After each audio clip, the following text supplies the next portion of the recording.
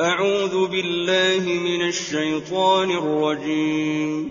بسم الله الرحمن الرحيم. والتين والزيتون وطور سينين وهذا البلد الأمين لقد خلقنا الإنسان في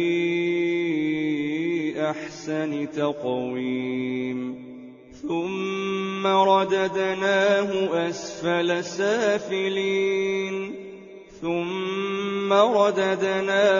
أسفل سافلين إلا الذين آمنوا وعملوا الصالحات فلهم أجر غير ممنون.